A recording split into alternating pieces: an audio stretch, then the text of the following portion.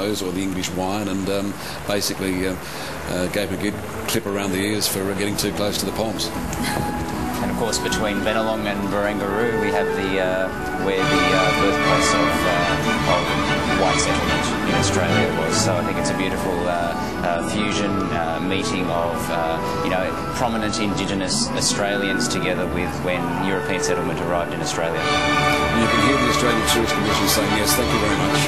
Just keep those photos going. Thank you very much. Let's show this to the world. Why would you be sitting in some cold? That's right. There's a ticket available. Why would you not want to try and get here?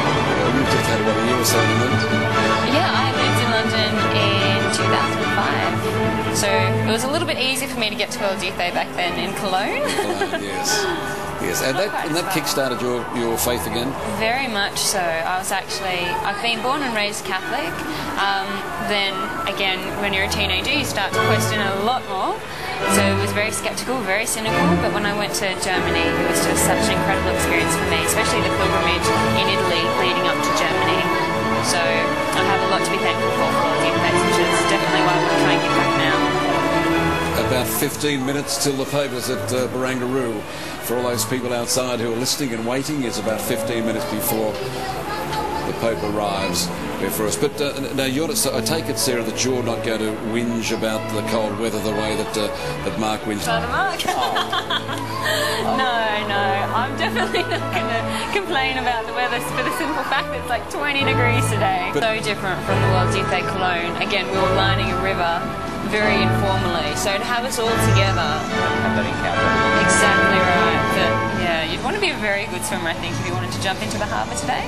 So along with the 150,000 or so pardon me, pilgrims we have here, we've also got, as we mentioned the other day, about 400 bishops, and we've got a couple of thousand priests like Mark who are here. And we got a bit enthusiastic the other day, didn't we? We somehow would be told there were 80 cardinals, and it's more like 26 or 28, isn't it? Yeah, that's right. Yeah, but in spirit, they're all united with us now. But I mean, that's the largest amount of bishops that we've had ever in Australia. So this is 400's a lot of bishops. It is a lot. And the bishops to be talking to such a large gathering of youth. You'd hope so. You'd expect so, at least. Now, Peter Swans is with us. You're out in the crowd. You're with us here on Tuesday in the studio. But tell me what you're feeling. Oh, look, the sense is just outrageous. It's just... We're saying as well, he was due here in Sydney time at 3:30 to set the shore. Well, if you check your watches, folks, he's just about 3:30. That's right. So for that sort of trip, we weren't going to mess around.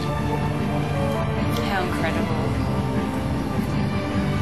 Yeah, that's right. If you look there, we have 4 Australians who've joined in. We saw some Africans, some other of our welcomed visitors and pilgrims here, but now some 4 Australians who've talked to him earlier, including the Matty, the young Aboriginal man.